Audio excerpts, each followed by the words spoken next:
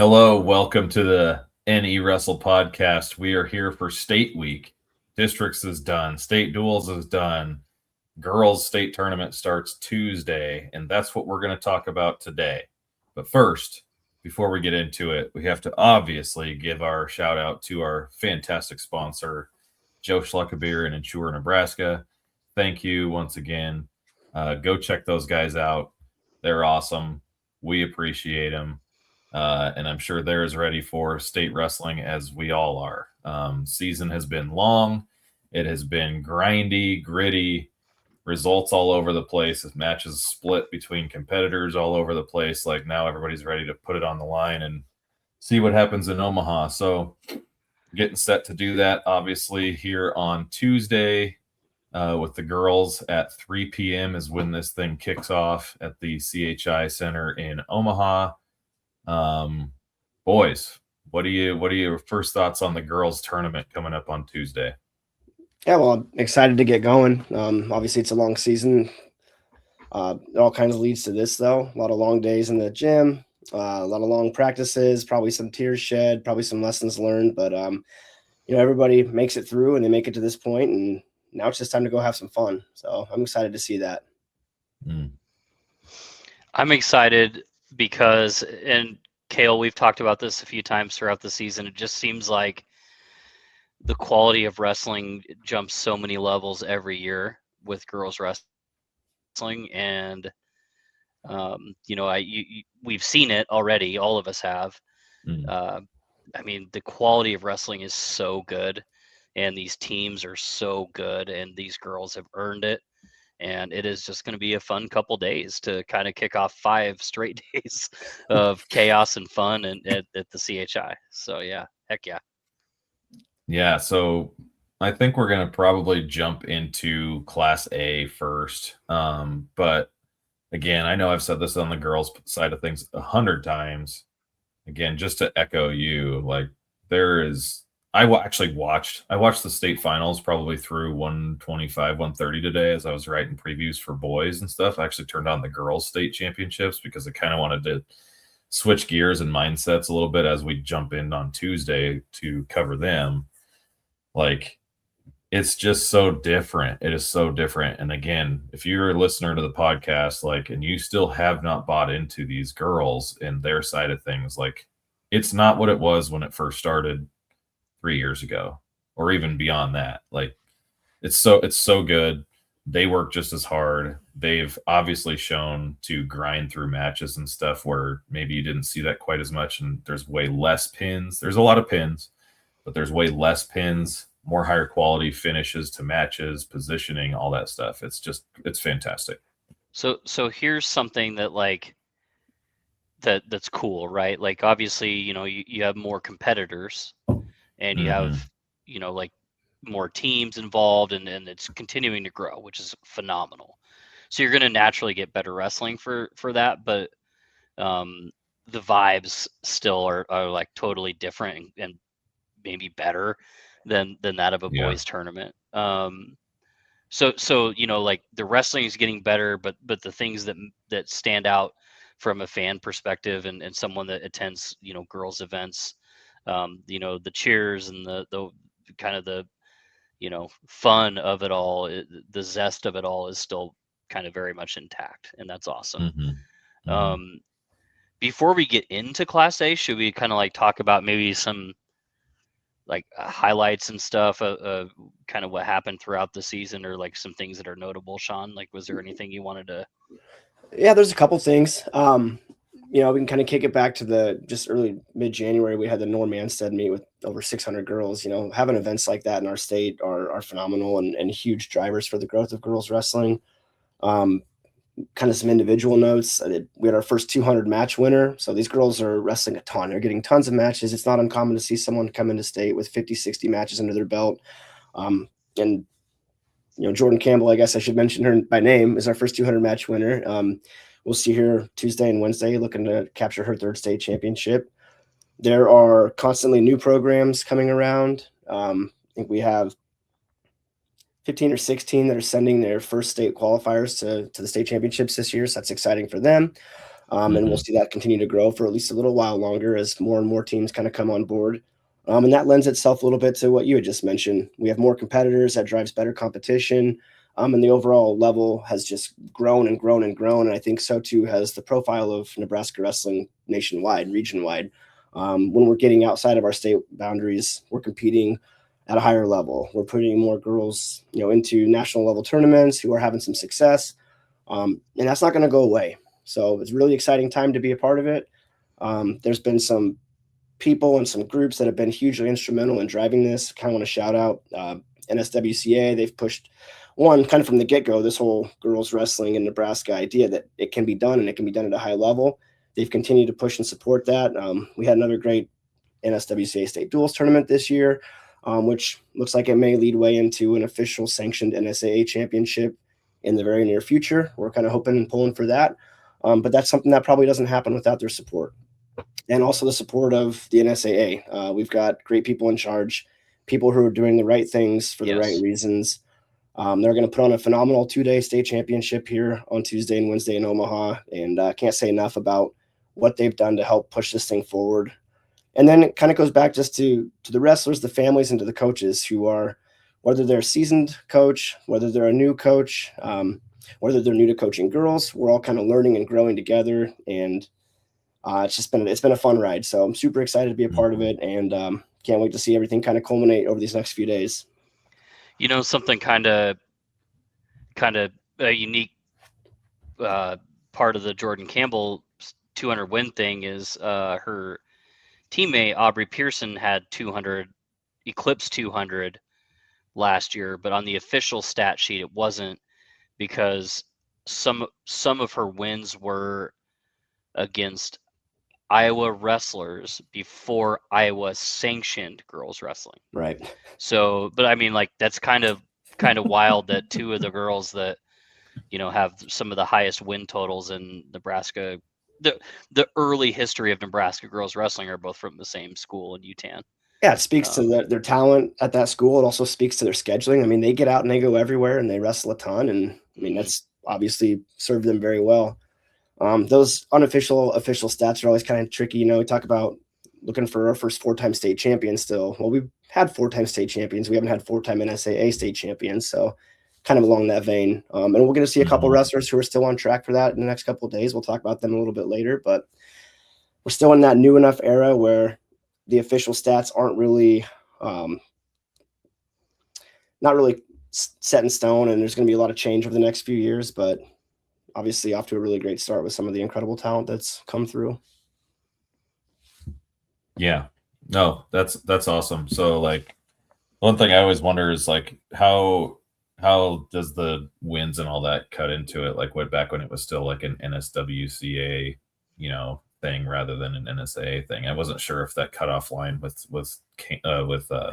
Pearson was that part of it, or is it just the Iowa thing? That wouldn't have been, because they were freshmen the first year it was sanctioned. Okay. So I wasn't quite. Time goes by so weird for me, so I don't really have a great idea there. Well, you were also coaching. Like, Sean and I have been doing this for a little while. You've been coaching for a minute. I guess, Sean, you did for a little while too. But like last year's graduating class, so the class of 2025 girls, were the first sanctioned year. Okay. So this is, I guess, like now history can be kept from the 4-year career onward. Gotcha. So they're, like the Reagan Galloways and the Reagan Rossiters of the world. They won 4, but one of their, one or 2, depending on which one you're talking about, was NSWCA. Right. So. Okay. Yeah, discount it, but you can't. No, exactly. But yeah, it wasn't officially sanctioned at the time either. Yeah. So, okay. Well, do you guys want to just jump into A and kind of get this thing rolling? Where do you want to start with first? We can just teams. Yeah, we can start with teams. Obviously, looking at a pretty fun and exciting team race. In my mind and my thoughts, I think Westside probably comes in as the favorite. We talk about them being built for a state championship run almost every year, just due to the number of hammers they have in their lineup. They haven't always had a super deep lineup, but that has grown and grown and grown over the past few years to where now they're not just that state team. They're kind of an every tournament team, and they've been in those situations this year where they've faced a little bit of adversity. There's been a little drama surrounding some of the results that they've come across. And well, we talked about the weight yeah, thing a little bit from the state duels, and we did. so We as their don't, coach, Bob's the man, and yeah. they own that a little bit. But like, let's be real here. Like West Side could have won that dual tournament. Absolutely. And so in past years, that really probably wasn't on the table. Tough, very tough. Yeah. So that shows you now how they're starting to become more of a force, like from a depth perspective, like you said. Mm-hmm.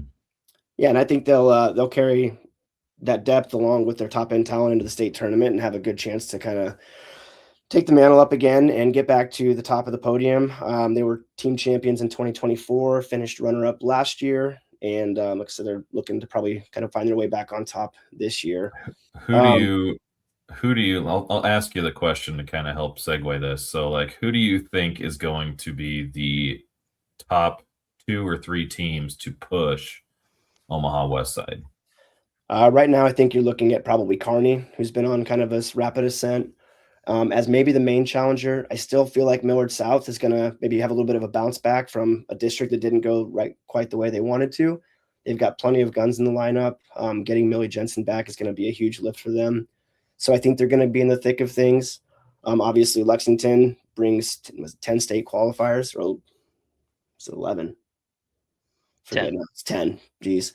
Brings 10 qualifiers. They're going to have to maximize their roster there because they don't have perfect draws at every single weight. They're going to have to really wrestle their way up there. But if they do that, they're going to be right in the thick of things. Norfolk's not going away anytime soon. I think Beatrice is maybe set up to have a pretty big tournament as well. So those are the teams that I look at as being the top contenders. Probably Kearney and Millard South maybe right now at the top of that list, but you never know. I mean, hey, Beatrice is a team we haven't talked about a whole lot.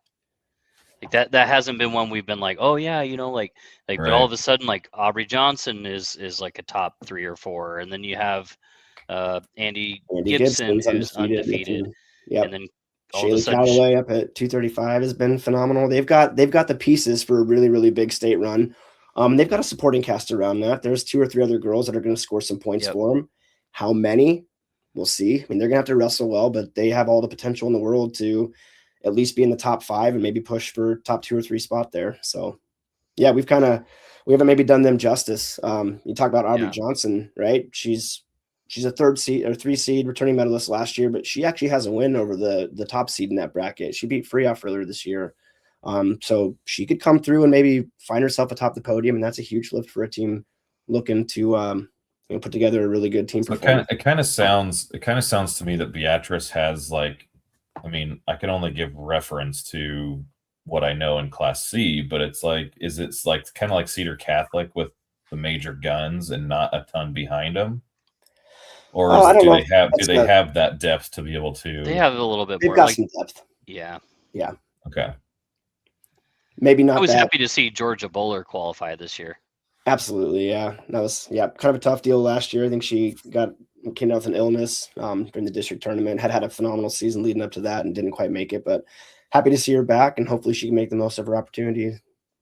Like, I feel like her name has been like in the mix for a while, and so like to get to punch the ticket and make the trip, like, I don't know, you start to root for kids that you see a lot, and that they put in the work. And or like like you have like maybe like a heartbreaking district tournament or something, and then it's like, oh, okay, like maybe I'll follow them the next year. And so that was cool to see. So they like Beatrice has they have 6, and I think Millard South has 6, right? So North South has 6, yep. Yeah, so we're not like too far off there. Mm-mm. Yeah. So let's before we jump into weights and stuff, I want to kind of highlight maybe some of the wrestlers that we want to probably follow a little bit. Those that maybe don't know the names as well. These are the top names you probably want to talk about. So like, let's start right at the top of your list here, Sean, with Kaylin Lyons. Like, this little stat line you have with her. Like, I'll let you have the floor with it, because this is incredible to read. I don't know if you want me to talk, because I'm not very good at doing people justice. Kaylin Lyons is an absolute dominator on the mat. She's been phenomenal the last few years. She's been phenomenal her whole career, but really taking things up a notch the last 2 years, especially. Not just locally, but kind of on the national stage. She's been, really, really solid athlete and had a lot of success. She's looking to cap her career off with a second state title, but I think the stat you're referring to is her takedown ratio. She's got 110 on the year, and she's given up none. That is freaking crazy. Yeah, not only is she great on her offense, shouldn't have give people much opportunity to get to. Sounds like if Kale and I were to wrestle a couple times, it'd be about that in my favor. Yeah, 110. Yeah, I'd probably get hit with a duck under 110 to times. Death. Yeah, sorry, that wasn't constructive. Keep your eye on her. I mean, if you haven't seen her wrestle, she's phenomenal, and nothing really comes easy at state, but she's one of the few who kind of makes it look a little bit easy, and that's just a testament to her talent and her work ethic, and all the time her coaches and her family have kind of put into this sport, and it's nice to see wrestlers get to take something back out of it. So excited to watch her. The next one to watch is Kaylin Harrell. So kind of keeping it with the Kaylins here. Omaha Scott Catholic. I'm sure you've heard her name. If you haven't, she is on track to be the state's first 4-time state champion. She's a junior. I think she comes into this tournament 56-0, I believe. So again, another one that's got just a crazy number of matches, but she's been dominant in all of them. A 4-time state champion for what school? Omaha Scott Catholic. They've had them 1 or 2 before, I think. Oh, weird. Yeah, weird. Well, hey, the other one that comes into this tournament looking to stay on track is from Bennington, and they've also had a couple. So, and that would be Mia Anderson. She's a sophomore, and just kind of picked up where she left off last year. Last year, she had an incredible season, pinned everybody or maybe almost everybody. This year, it's the same thing. I think she's on something like a 20 match or close to 20 match win streak where it's all first period pin, first period pin, first period pin. So I don't know what it looks like who she gets into the third period. You have to assume, it's not going to matter, but man, she just makes quick work of things. So super fun to watch. She dropped her first career match this year due to an injury. So it's one of those things where kind of stinks for her to have that happen, but she's able to bounce back, keep wrestling, and just, like I said, pick up where she left off. So she's a fun one to watch. She just beats and Harold does too. I mean, they beat these just really, really good wrestlers, and like Mia Anderson specifically, like you look at those results and it's like pins the number 3 girl in 42 seconds. Yeah. And it's almost like that every time. Yeah. A model of consistency. It's impressive. So if you're going to watch her, tune in from the first whistle, because if you don't, you probably miss it. She's hard to get pictures of because she literally, we were looking for pictures of her today. Man, I think I've seen less pictures of her than Bigfoot trying to get them because she's so quick. Yeah. Have to make that oh my goodness. It's actually a problem. Yeah. So Mia, second period, that's fine. Yeah. Hey, don't listen to us. Do your thing, girl. Yeah. And then there's another one going for her third, Madeline Bonet, coach's daughter at South Sioux City. She's at 105. She's looking, if she can make it to the finals, to become a 4-time finalist and a 3-time champion. She's won it the last 2 years. Tough path. I mean, she'll have to get through the aforementioned Aubrey Johnson probably in the semis, and then she would have to avenge a loss to a defending state champion from Seward, Lauren Freehoff, in the finals if things kind of go chalk. But it's not impossible by any stretch of the imagination. It's a kid that steps up at the state meet, so excited to kind of see that bracket play out. There's a lot of talent there and some pretty little bodies, so excited to see that one come out. Yeah. So, okay. Let's go through the weights, really. Okay. Let's, you kind of have some first round matches you want to talk about, like that are kind of key to brackets or team race or whatever it is. I think you start here at 115. Yeah, I a few. I tried to keep this list brief so we could keep this podcast a little bit brief. And also we are going to be publishing our first round matches to watch. We're going to be publishing freshmen to watch, all of those things. So, we can't give everything away on here, you guys. You got to go subscribe and help support us a little bit, right? Yeah, we'll give you a little glimpse. But that said, yeah, I mean, I like to share. So, and one of the first matches I'm looking forward to is at 115, like you said, Caitlin Wheeler from Blair versus Giselle Maravilla from Lexington. That's going to be a pretty pivotal first round match because the winner has a pretty decent shot to find the podium. If you lose that one, it's not impossible. Nothing ever is, but it's kind of a tough road back. And you look at a team like Lexington, who's got some pretty high team title hopes, or team trophy hopes at a minimum. That's one that they got to get up for and get ready to go. So they'll do a great job. I've got full confidence in their coaching staff. That said, it's a tough match, so you can be as prepared as you want and still have to go out there and earn it. So that's one of my first ones to kind of keep an eye on and just see how that might swing things. Get the ball rolling for Lex one or the other. The next weight up, here's another big one, kind of with team title implications. Millward South's Olivia Mosbach will have Aaliyah Ramos from North Platte. Again, nothing's impossible, but the way the bracket's set up, if you drop that first round match, you're going to have to beat either number 2 Gabrielle Price or number 3 Kira Crane in the blood round to find the medal stand. So that gets to be a pretty tough task for anybody. So get out there and get ready to go. Yeah, and there's there's not a lot of crossover there when you do the Millard South and North Platte thing. Like maybe Manstedt would have been the only opportunity if they were at that weight at the time, but I don't think they've wrestled.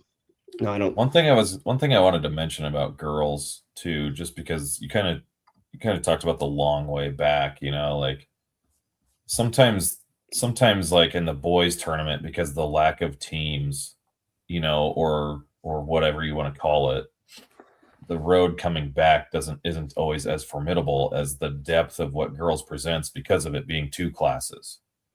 And I think that's part of why you say that it's such a long road back, because at this point of the season and at the state tournament with only 16 girls qualifying, there is so much depth here of quality wrestler, even if they're not out inside your top 12, like they're still a quality wrestler because they've been, the class is so big. Yeah.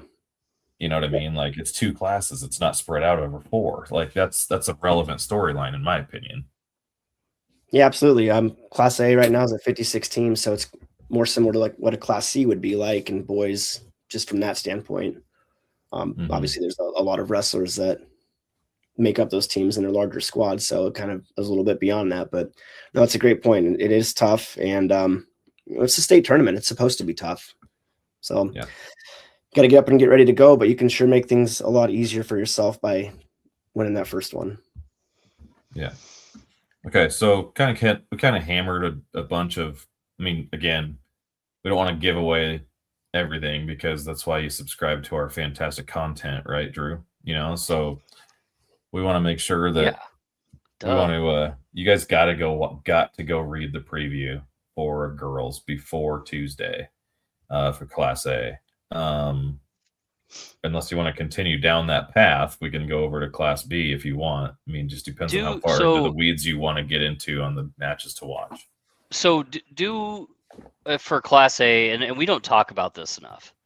So if you have any in mind, because when we do our I was thinking about this today, and this is a whole entire other sidebar that we need to have. But like we talk about the first rounders, but how about like the second? How about the quarters? Yeah, and we'll do that in our bigger previews. But like, are there a few quarterfinals? And if there's a few more first rounders you want to touch on, go ahead. But are there like some quarterfinals that you just can't miss? Like for boys, it'd be Thursday. For girls, it's Tuesday. Because Tuesday for the girls is only championship round matches. Yes. First round and quarterfinals, then we're done. So is there anything else that you want to make sure that you tell somebody that they cannot miss? Yeah, absolutely. Quarterfinals for sure. And again, these are all potential matches because you have to win those first ones in the first round. But there are some absolutely massive quarterfinals in the Class A side. Some of them are due to maybe upsets at districts or spots where maybe you had the top 2 girls at a district and then one loss. Now they have instantly the number 3 girl right away, And some of the biggest ones that stick out to me, the biggest weights, 190. Chayashri Bray from Omaha North kind of gets upset at districts. I don't think she didn't make the finals, right? She ended up 3rd there. So she's set up to wrestle Macy Barber in the quarterfinals, which she was your number 1 ranked wrestler, correct? Yeah, but she still is. I didn't see the match, unsure what happened, but she's a mainstay up there. She's a stud. So you kind of think a match like Barber might finalist. Be a semifinals match or maybe a finals match, right? And that's just kind of the caliber those two are at. Instead, they're meeting in the second round. Bray won the first one pretty handily. Barber's looked really good as of late. She kind of took it to Brittany Pineda Herrera at districts, which opened my eyes for sure. So she's obviously ready to go. For Westside, though, again, in the team hunt, now you've got a girl that's a potential finalist who's got to go through the number one girl just to make it to the semis. So it doesn't obviously end her end her tournament. If she would drop that match, she'd have a chance to come back. But man, you really hope that's when you get a little later in the tournament. And then you have kind of the same thing up at heavyweight where our top ranked Sandra Takara loses her first match of the season at districts, and now she's in the same quarterfinal with number 2 Ashley Nahara from Lexington, who's undefeated. So those two are, in my mind, probably the top 2 at that weight, the 2 that to beat, and now we're going to see them on day basically, one. So, on Tuesday, don't leave early because those matches are going to be at the end of the day. Hey, it's fast. It's a fast day, so sit there and enjoy the atmosphere. But yeah, those are huge matches. So it's kind of crazy in a sense that like this is what happened. So you also have to give a little bit of a shout out to I think it was Gracie Trejo from Columbus who beat Bray, and it wasn't just like a pin thing. Yeah, she beat her. What was it, 7-3 or something? You know, and she's been kind of a mainstay in the rankings, but it's like, you know, where did that one come from? Is she now a title contender on the opposite same side? Holy jeez. Anyways, she ended up getting because she got second. Yeah. Yeah. So and then you have Takara Shaylee right, but Shaylee Calloway, same thing at 235 from Beatrice. She went out and she just won the match. I think she is a title contender. She's been solid all year. She's right in that top group. And then obviously she's a little proof of concept here that she can get things done. So it makes that weight interesting, but man, it really makes that quarterfinal pretty interesting too. And again, it's Lexington, a team with big, team hopes and someone that they're really counting on. So got to be ready to roll. Yeah. Dang, dude. That is, like I said, Tuesday late in the round of the quarterfinals, like those are going to be some, and that's not just them, obviously, like kind of dissecting it, the girls brackets last week with you guys a little bit, like just kind of looking through and browsing basically in comparison to where you have rankings at and then where they're at in each quarter and all that kind of stuff. Like there's going to be so many good quarters matches. It's crazy. But like when you have a 1 versus 2, those are going to take the limelight, I guess, from on paper standpoint. So I'm super. The other thing that does, and we didn't talk about this, the other thing it does is that drops one of those really powerful, heavy hitter wrestlers back into the constellations where coming back through the blood round now, you've got a huge roadblock there. So the other girls that make the quarterfinal on that side, puts them in a tough spot. Yeah, it's that blood round, heartbreak round thing that really it's like, oh no. And in a lot of those situations, it's girls that are right in the top 4 or 5 of the rankings that go against other wrestlers, maybe third, maybe you get a third and a fifth in the other quarter. Now all of a sudden one of your top 5 girls isn't going to find the podium. And that's just the way things shake out. But it's a nice way to test adversity, like a good way. It's a teachable moment for kids, in that short turnaround, really, from Tuesday night, maybe to drop that match. Obviously someone has to in the quarter, and then coming back on the next day and like trying to get their mind right. Don't let the results on paper or the number next to their name, scare you. You still got to go out, compete. You see it all the time. There's wrestlers, high school wrestlers that handle it well, both girls and boys, and there's high school wrestlers that you can tell kind of have like that kind of gets to them at times too. And so like, which side of the aisle do you want to be on? And like, it's ultimately your choice.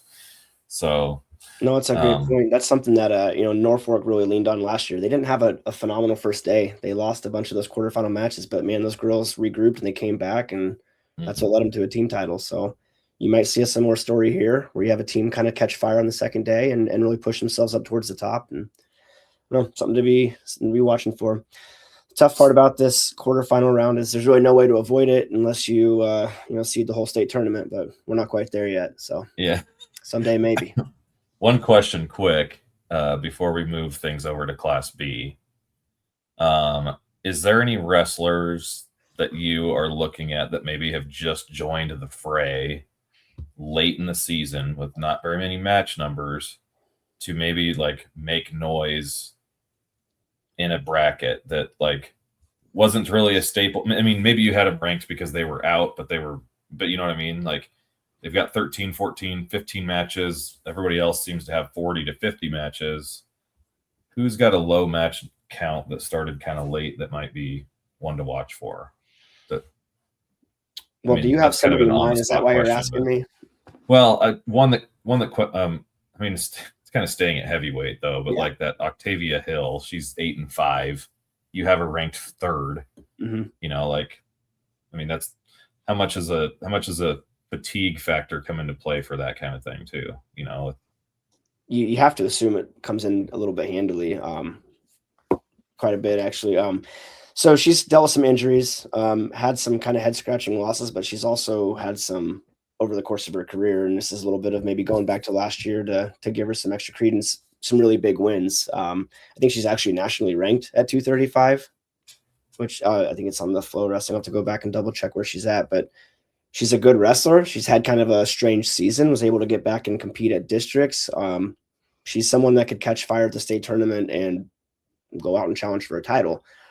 You bring up the fatigue factor. That's obviously going to play a part because when you don't get those matches, you don't have that mat time. You're not conditioned the same way. But there's talent there for sure. So it'd be an interesting one to watch. And there's a couple cases like that where girls maybe have been injured, missed a big portion of the season. Caitlin Ferguson at 110 is 14-1. Hasn't wrestled a ton of matches. Of those 14, you know, some of them are forfeits, but they've been able to get her in the lineup and get her through the district tournament and give her an opportunity to go out and earn a second state medal. Crete has a girl at 135, Kelsey Talkington, that has a fewer total of matches, but again, she's a solid wrestler. Just how much do those injuries or how much does that time missed off come into play? Well, we'll find out in a couple of days, but they're obviously talented wrestlers. They were able to overcome the district tournament and get to this point. So who's to say they can't overcome some tough matches at state and find the medal stand either? Sure. Yeah. Yeah. So I think that's great. Great stuff. Do you want to move to Class B? I mean, yeah, 30 minutes in, probably got to get equal time. Let's go to Class B, right? So let's do it. Let's start here with, you know, kind of started Class A with some the team projections starting out. Let's do the same thing here. So who is the favorite right now? Yeah, I think you have to look to Adams Central to be the favorite. They've been pretty dominant all year long. They rolled through their district with 11 qualifiers. They scored 261 points, which is phenomenal. They are built a little bit like Norfolk was last year, where they've got some real big heavy hitters who are going to go out and contend for state titles, but they've got a lot of really, really great depth beneath that. When you get to the state tournament, though, that depth, those girls in, you know, the 4 through 10 range, they have to be closer to the 4 than the 10 if you want a chance to win a state title, which I think they're set up to do, but I don't think they're going to run away with it in the way that a few weeks ago maybe I thought they were. Battle Creek came through a tough district in B2. It was them and Lakeview who are, you know, arguably probably your second and third best teams. They beat each other up a little bit. There's some other great teams and individuals in there as well. Auburn was in that one. They're a potential top 5 team. So the number of qualifiers they bring isn't as high, but the caliber of wrestlers that they're going to bring to this tournament are up there, right? So, yes, I've got Adams Central as the favorite going in, but by a margin that's small enough where 1 or 2 swing matches could really change things. And I think Battle Creek is probably next in line to step up and win it if things don't go the way Adams Central needs it to. And then after that, you kind of get to Lakeview. UTAN, who's last year's state champion, is still going to be in the mix. Auburn's got some studs, so they're going to, if they wrestle well, kind of find themselves up there as well. And then you're going to have teams like Westholt, JCC, who's got 2 girls, but they're both number 1 seeds, are both really good. Palmyra and Pierce, who are all going to, you know, be pushing for the top 10 and maybe into that top 5 range. But right now, kind of feels like a 2-team race. Adams Central with the upper hand, but Battle Creek right there, ready to snatch it away from them should things not go perfect. What has to happen? What has to happen for Battle Creek to win? Like, do they have to maximize points and have Adams Central fall off in places, or can they just maximize points and be right there with them? Like, you know what I mean? Like, do they need help along the way from Adam Central faltering? I think they need a little bit of help. The thing about Battle Creek, in my projections anyway, is that they're probably going to maximize their points. They've got a great core of especially young wrestlers, freshmen and sophomores. I think of their 6 qualifiers, 4 of them are freshmen or sophomores, and they all are potential state finalists. They're good. I mean, they're legitimate top 5 wrestlers, and if they're able to push those girls in, as well as senior Lily Mefford at 135, that's going to help them get to a point where, maybe 1 or 2 matches for Adam Central go the other way, and they're right there in it. So they'll need a little bit of help.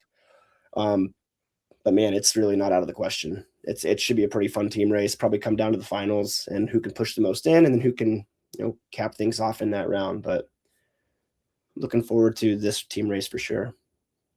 Good stuff. I like to hear that. So, a couple wrestlers to follow. Start right there with the lightweights at Johnson County. They're kind of staples of their team. Both were very successful a year ago. It's just kind of a fun story anyway for Johnson County, because last year they also had Jocelyn Prado, who was in the middle of winning her 3rd state title at 100 pounds. So they had the state finalist, state champion at 100. Alejandra Reyes was a state runner-up at 105. Haley True was a state runner-up at 110, even though she weighed closer to 100 or 105, because can't beat Prado, can't beat Reyes. You go to 110, you make the freaking finals there anyway. Now she's down at 100 as the top seed. Reyes still at 105 as the top seed. They're combined 98-2. And that's a school that has 2, 3, 4 girls on their roster every year, and they have 2, 3, 4 state finalists, it feels like, every year. So kind of a cool story there.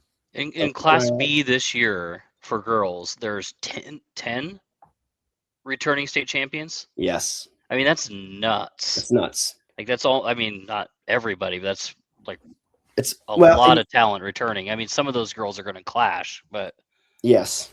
And that counts.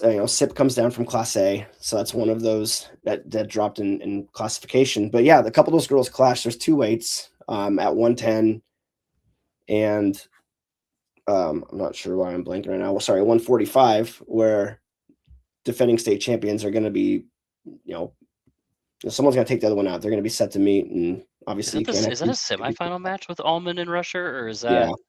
Is it? Okay. It is. They're 2, 3 seeds. So kind of a crazy thing there, right? But then the other one at 110 is a quarterfinal, I think. You get in the bottom quarter. Let me double check. Things are running. Yeah, no, that's it's a semifinal match. Sorry, okay, semifinal. Okay. But yeah, I mean, is that Negley and Darling meeting in the semis, 2 different weight classes, which is pretty crazy. One of those at 110 is Abby Negley. She's definitely one to watch. We talked about Kaylin Lyons and her takedowns. Abby Negley says, hold my Kool-Aid. She's out there setting all kinds of records. I think she's up to almost 240 takedowns on the season. So that's, I think, pretty far and away a single season record. She's got a career record. She'll get over 250 at the state tournament. Keep your eye on her. She's fun to watch.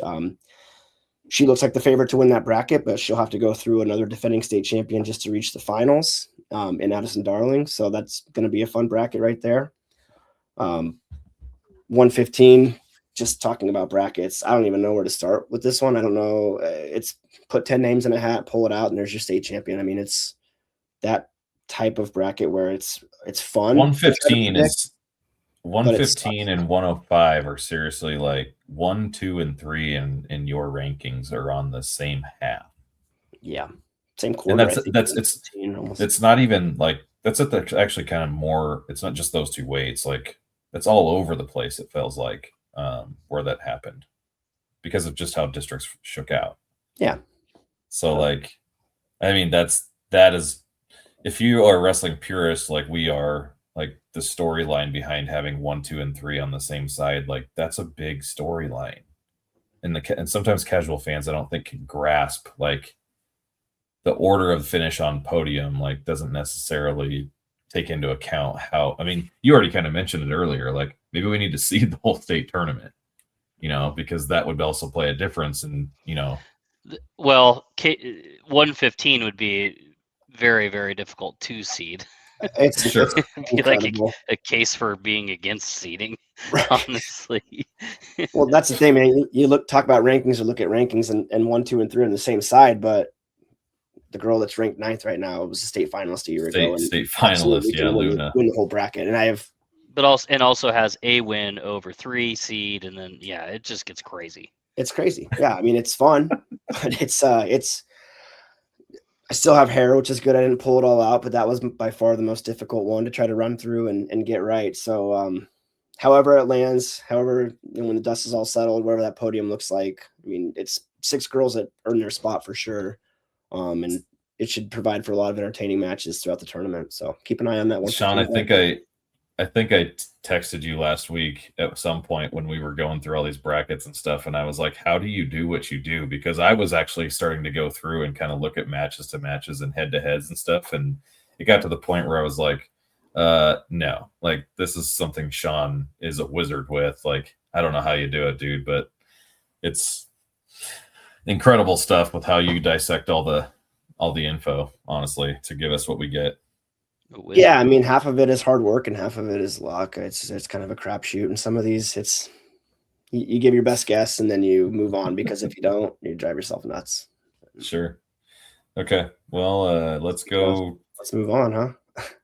You talked about Jordan Campbell. Obviously Yeah, the so she's going for her 3rd state title, looking to be a 4-time medalist. So is Adam Central's Caden Sipp, who I think was 3rd as a freshman and then won state titles as a sophomore and a junior. And she will look to win her 3rd championship this year.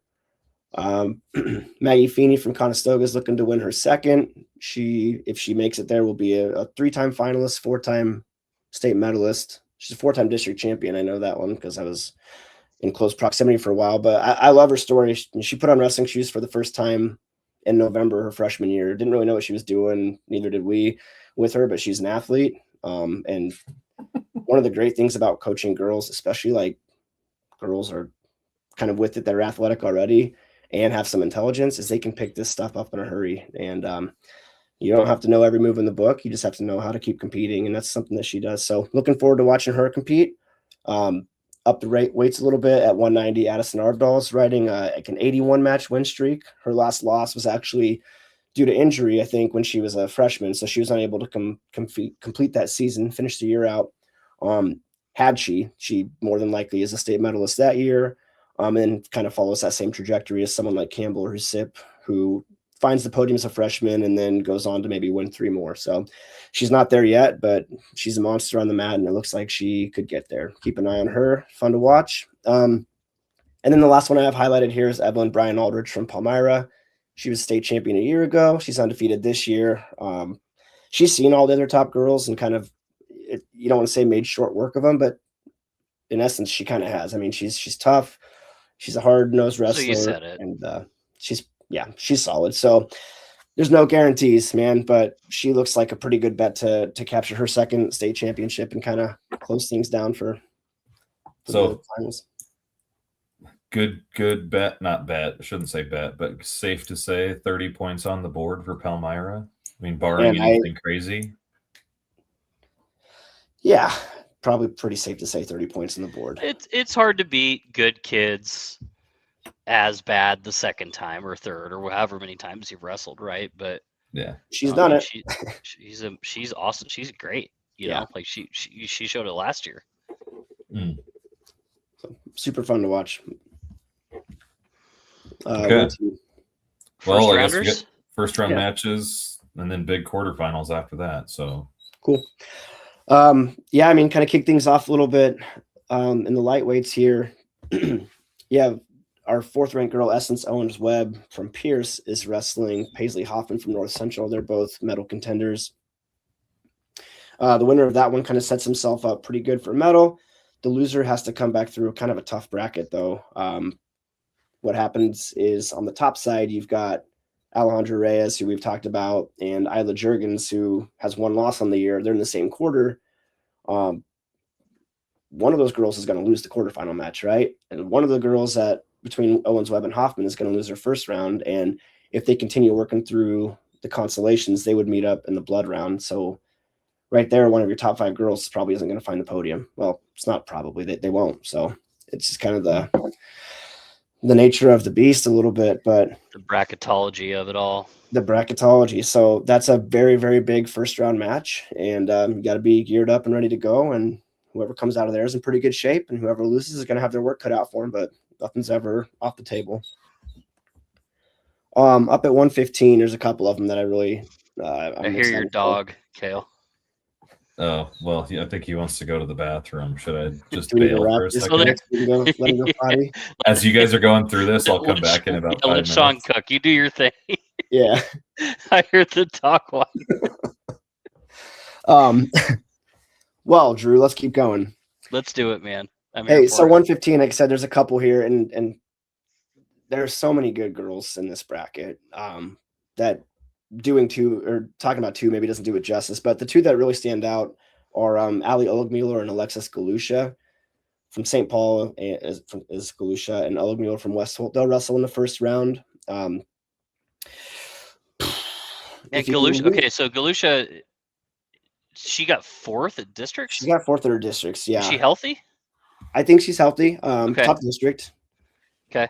And then the 3rd and 4th place match, I don't know for sure what happened there. I mean, both this is crazy to me because like I follow it close enough to know that like Galusha was kind of like it maybe still is a title contender. Absolutely, yeah, she's a title contender. That's how this bracket goes, man. Yeah. So she was in a district with Zoe Jones and Haley Serpentine, who are studs. Mm-hmm. And then who was I think I want to say this wrong. Who was our last in there? So Galusha was 4th. I think it was maybe Molly Corkle. Corkle, yeah, Corkle. Yep. Corkle. So I don't know how that match played out. I don't think you look at Galusha any less for losing a match to a tough Molly Corkle. It's just here she is a 4th place finisher district. She has a district champion in Ali Olegmuller off the bat, and those are two girls that are going to be fighting for podium spots. Corkle beat Galusha injury time, it says. Oh, so you hope she's healthy then. Yeah. Okay. Anyways, go ahead and keep rolling. Anyway, whoever drops that match, because someone has to, they've got a pretty big path to come back. They're going to have to beat one of the other top 6 girls to find the medal stand. So there's no easy paths here, but you're much better off if you win. The other one that really stands out is we've got our number 2 and number 3 ranked girls, Rhiannon Trampe and Zoe Jones, meeting in the first round. So, they're both studs. They're both going to have an opportunity to come back, whoever ends up losing that match. But we said, man, win, baby, win. That's the name of the game here. And got to be ready to roll. So the two tough competitors there. Up at 120, one that stood out to me was Addison Simmons from Adams Central and Olivia McDonald from SEM. We talked about Battle Creek maybe needing some help or something to not go perfect for Adams Central. This might be one of those opportunities. Simmons is tough. I think she's a legitimate state finalist contender. But McDonald's kind of a wild card. She's a tough freshman from SEM. And if she finds a way to kind of pull a minor upset here, that could set Adams Central back just a little bit.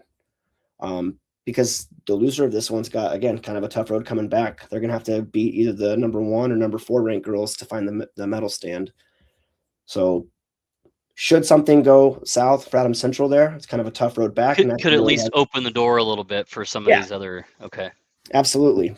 That said, I mean, you got to feel good if you're Simmons. She's had a great year and she's a super solid wrestler, but just kind of want to maybe keep your eye on. Up at 135, got a battle of pretty tough freshmen between Palmyra's Kyla Kraus and Central City's Macy Peters. They've met a couple times this year, split matches. Peters, I think, is trending upward a little bit. Kraus has been solid all year long, but another one of those situations where the winner puts themselves in a really, really good spot. Probably has a good chance to make the semifinals, and the loser, they've got a path back, but you got to wrestle with your back against the wall, and how do freshmen hold up to that kind of pressure? So should be an interesting, entertaining match. I don't want to run through too many here, but the last one I have at 140 is between Emerson Penny from Elkhorn Valley and Genesis Racinos from Lakeview. Lakeview is another one of those teams that's going to be in contention for a trophy.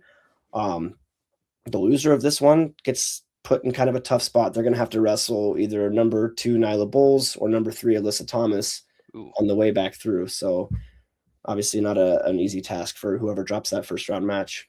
I feel like that's a good parlay into what quarterfinals we should look at. Yeah, no, this Talking about Nyla Bowles and Alyssa Thomas. Wow, that's going to be yeah. a barn burner there at 140. Maybe they've met twice, and to be honest, Bowles has kind of controlled both matches. Okay. At Skylar, she kind of handed it to her a little bit. They Okay. met again at the state duels, and honestly, I looked down to check something on my camera, looked up, it was over. It was a quick pin, so I'm not positive what happened. That said, they're both returning state finalists. Alyssa Thomas isn't going to come out and lay down for anybody. So that's going to be a huge quarterfinal, but Bowles is tough.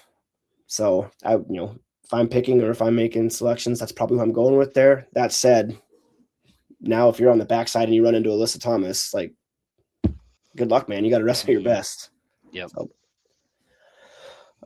some other ones down at 100. One that I'm looking forward to is Haley Darling from Utan. She'll wrestle most likely Capri Sayer from Southwest. Sayer's kind of been on the upswing lately. I think she dropped a match at West Point earlier in the year to another girl that's rated pretty highly, but maybe I unfairly kept her down or suppressed her in the rankings a little bit, waiting for her to work her way back up. And I think she's done that. She's acquitted herself well.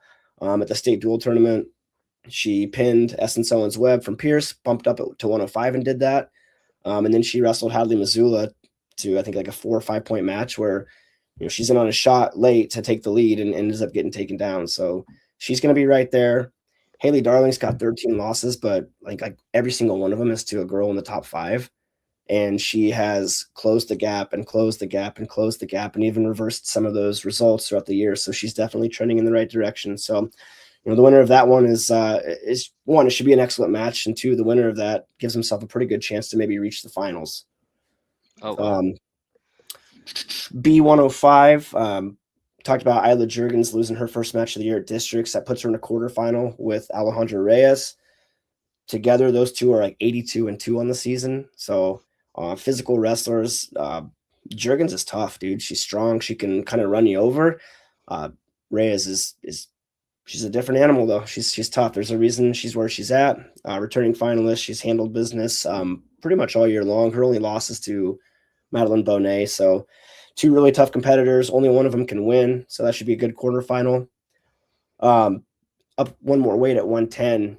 Ava Cleveland from Summerland had been wrestling 115 most of the year, and she was another one that was right in the thick of that big mess of excellent wrestlers. She made the drop to 110 and had looked really, really, really good there. She picked up a couple wins over defending champ Addie Darling. Kind of looked like she was on track to be maybe the next person in line behind Nagley. She gets beat at districts, and now she finds herself in a quarter with Nagley. So what I thought maybe could have been a state finals match, we're going to get a little bit earlier. So kind of a tough place to land, but she's capable of pulling off anything. She's pretty tough. Can probably chin whip you from a mile away. So your head on right. We talked about Bowles and Thomas a little bit at 140. The last one of those kind of major quarterfinals is at 155, where we had talked about Maggie Feeney earlier. She'll most likely see Fort Calhoun's Becca Gossman, who is a state title contender in her own right. They've met a couple times. Feeney's kind of had the upper hand, but Gossman is going to have a game plan. She's tough. She's smart. She's physical. So expect a great match there. Love it. I love it. So are you more excited? Are you more excited to watch Class B or Class A? That's a really good question. I don't know. I feel like last year I didn't get to watch hardly any of Class B. I was focused a little bit more on A. So I want to flip the script a little bit and watch some more Class B stuff. It's hard telling though. I've had the chance to meet so many of these girls over the last 3-4 years, and you start to get to know them. Like you said earlier, you kind of start to follow them and kind of, root for them outright, but like, what they've put in, and some, you maybe know their backstory a little bit, and you want to kind of follow those people and wish them the best. But I don't know if I have a preference between A and B. I mean, how much am I going to get to watch? We're kind of running around constantly trying to put out fires and keep up with things, and focus is a little bit hard for me anyway, but I don't know, man. I'm just excited to watch good wrestling, and there's going to be plenty of it the next couple of days. And that's where I'm at. I'm excited. Been a long season, and I am ready to just sit back and enjoy it for a little while. Dang. Yeah, it's going to be, I'm like I said, kind of before Drew, you alluded to the fact that I've never been able to actually pay attention to girls because I was coaching, and like this is the culmination. Kind of got an obvious preview at Norm Manstedt because I got to cover that for us there. Hey, you were kind of geeked out after Winnebago too. Yeah, Winnebago. I was just gonna say Winnebago too. I don't want to. Like I said, wet. Yeah, those were two fantastic events, and like I'm excited to see, since basically what I would call the midpoint of the season, where some of these girls that I haven't seen wrestle since then, like how some of them look different. I've caught a couple glimpses there when I was at Boone Central, saw some of West Holt's girls. I saw Luna, some of them that were also at Manstedt and stuff. But man, pumped. I'm pumped more than I thought I would be at the start of the year for this. And that's hats off to the girls competitors and the girls teams and all that stuff for making it an exciting thing for the fans as well, because I consider myself a fan. So appreciate all that too. So yeah. Drew, any final thoughts? No, I mean, like a lot is made about the growth of girls wrestling, and now that we're sort of 4 or 5 years into this thing, like what's contributing to the growth at this point, right? Like it's more mainstream, you're seeing it, the competition level is rising, the numbers are increasing, but there will be a point where that levels off some. Is there something that you guys see, or I mean, I can sort of talk about what I see too, that's sort of helping like propel the sport, and not just what has, but what will in the future? Yeah, I'm curious to what you have to say first. I mean, I got a couple thoughts, but Well, I mean, I'm thinking here a little bit, like Clarissa Chun was like the first girl wrestler that I like ever knew of, and now she's the head coach at Iowa, and you have solid female role models now, successful ones, and I'm not going to remember them all, but when Helen Maroulis won the first Olympic gold medal, there were probably some younger girls that got to see that, and she's still successful. Yeah, That was 2016. It's 10 years ago, but there's 18-year-olds now that were 8 when they saw that. And you have Adeline Gray and Tamara Mensah-Stock, and then Hildebrandt, who was a recent Olympic champion, and now people, I'm not going to remember all their names, but like Kennedy Blades just comes to mind. She's charismatic. She's has a social media sweet presence. Name. Yeah, I mean, her last name's Blades. So like there are people out there that that are fun to look up to. Like it's not just you're a girl wrestling and idolizing the boys. You're a young girl wrestling and you can idolize the girls. And, absolutely. And there's more access to see those people in action. There's more opportunities at the college ranks. Obviously, you mentioned social media following. There's a ton of people that can get on and watch a couple clips on Instagram and go, oh crap, I want to go try that. And then, hey, this is kind of fun. Maybe I'll give wrestling a try. And that role model mentality has trickled down from the college ranks, from the senior level ranks to the college ranks. Now we have high school athletes who are terrific role models. Think of some of the girls that we get the opportunity to cover that are great role models. They're either out there helping coach a youth program.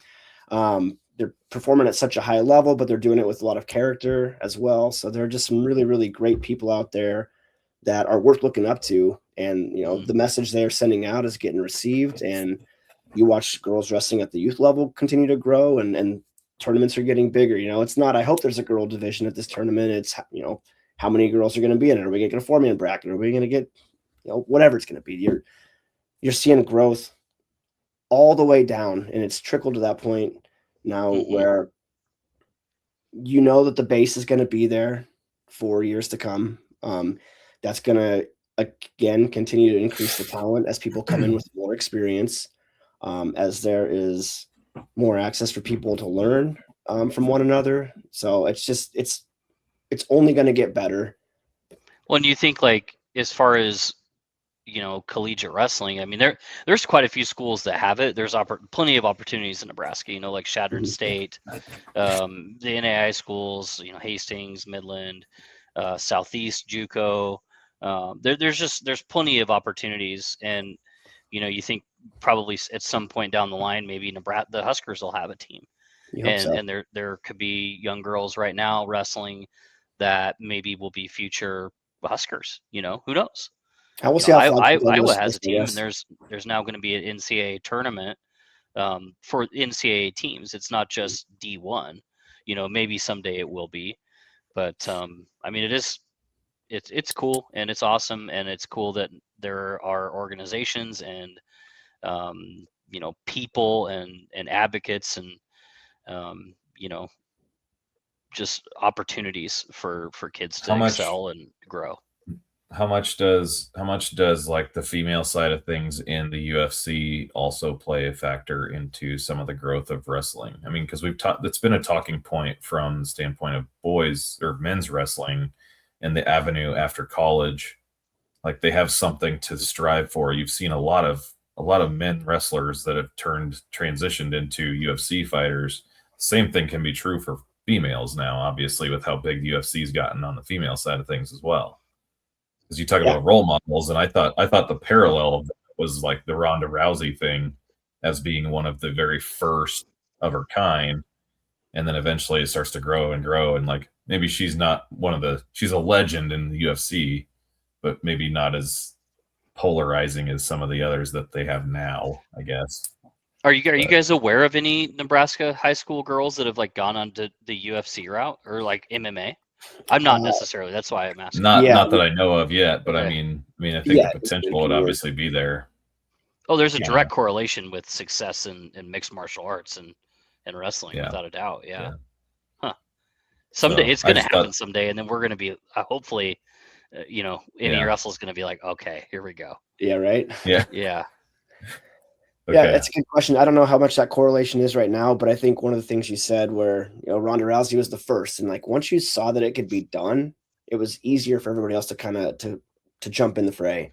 And once you see that this girls wrestling could be done and it can be successful, it's so much easier to jump in the fray. So all it takes is someone or some group to get things off the ground. And we've been super fortunate in the past, 5 or 6 years to have an excellent group of wrestlers come through and lay the groundwork. And it's only getting better and better as we go. So thank you for giving us the opportunity to jump on and talk to you guys a little bit. I appreciate it. Super excited for the tournament. Wish everybody that's coming to Omaha safe travels. Good luck getting here. Avoid the construction if you can. Good luck with that. To the coaches, the wrestlers, the fans, have fun. I mean, you worked for months and months and months. Go out and enjoy yourself for just a couple of days here, and whatever happens, happens. Make your own luck and enjoy the ride. Are you trying to end this podcast fast? Yeah, I'm trying to go to bed, man.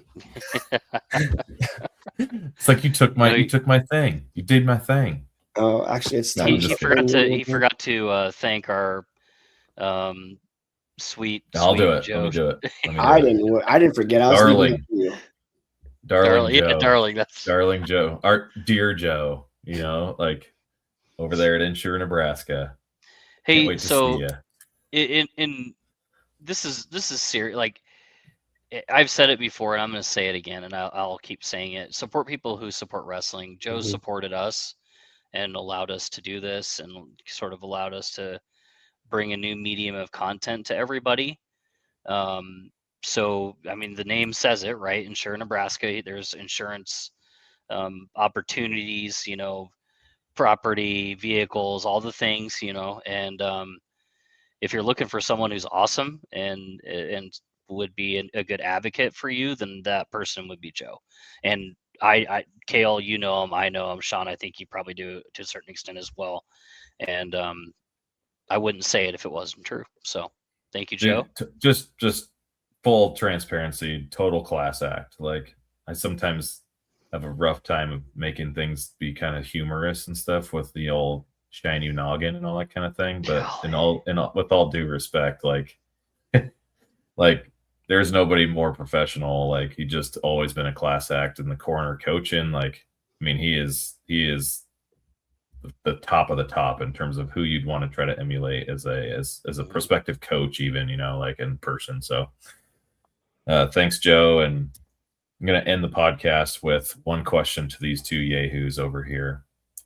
And Sean's like, oh man, but this is going to be really easy. Sean's asleep, actually. So back in the day, you know, Drew, little underweight, 103 pounder, freshman. Yeah, we've been there. Sean, an underweight, 103 pounder. Who wins? Sean Trampe, the two-time finalist, one-time state champion, or Drew? What? This is your freshman year. Who wins in that match? Sean Trampe or Drew Caslen? Oh man, that's I don't know. Me neither. Kale, I remember being a freshman and beating you though, so that was all right. Yeah, you're a little leech though. Was that the year that we had the freaking like little 5-man gauntlet on a holiday practice that you just freaking? Anyone who ever wrestled Sean just had to be like, "What the heck? How could I not get away from this guy?" Yeah. Oh man, those Trampe boys, they cling to you with their leg rides. Tentacles, suction cup. You're in trouble. Okay, so I was talking to someone about this the other day, and how did I go from Ord, which was kind of known to be like a defensive team from neutral, headlocky whizzers, crossface, and leg riding, to just chin whips, pancakes, head throws. Like how did I go come from I don't know. And then I was like shot, duck under, fireman's single, tilts. It was just like weird, and I don't even know how it happened. I didn't even have any perspective on that until like this week, and it's been 21 years, so I'm old. That's freaking funny. Wise, so funny. Yeah. Anyways, I love it. Good luck to everyone in Omaha. If you guys see us walking around and want to say hi or want us to try and get a picture of you, we're going to be around. We're going to be doing the thing. We're going to have a team of people at the state tournament for all 5 days, for every session, girls, boys, A, D, C, B, everything. And we're really excited to showcase as many people as we humanly possibly can. Right on. All right. Well, Thanks, adios. everybody. Thanks. See you.